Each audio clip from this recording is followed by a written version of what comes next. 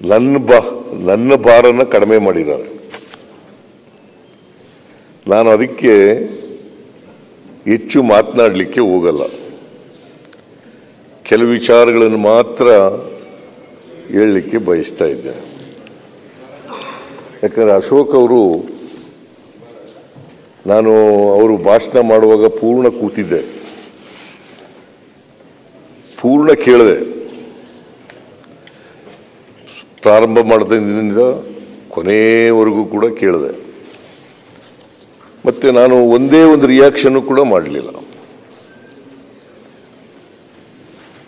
ನೀವು 4ನೇ ತಾರೀಕಿನಿಂದಲೇ ನಿಮ್ಮ ಭಾಷಣ ನೋಡಿದ ಮೇಲೆ 4ನೇ ತಾರೀಕಿನಿಂದ ತಯಾರಾಗಿದ್ರಿ ಅಂತ ಅನಿಸುತ್ತೆ.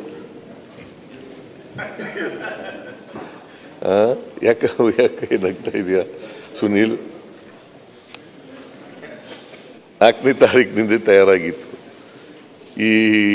ಆಮೇಲೆ ಸುರೇಶ್ ಕುಮಾರ್ ಅವರು ಮಾತನಾಡಿದ್ರು.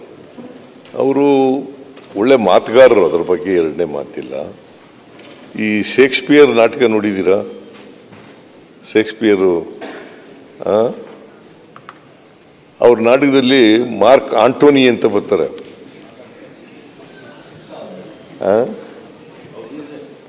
ಸೀಸರ್ ನಾಟಕದಲ್ಲಿ ಮಾರ್ಕ್ ಆಂಟೋನಿ ಅಂತ ಬರ್ತಾರೆ. ಅವರು ಭಾಷಣದ ಮೂಲಕನೇ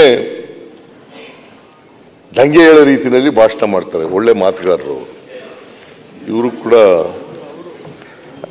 ಆಂಟೋನಿ ಅವರು, ಮಾರ್ಕ್ ಆಂಟೋನಿ,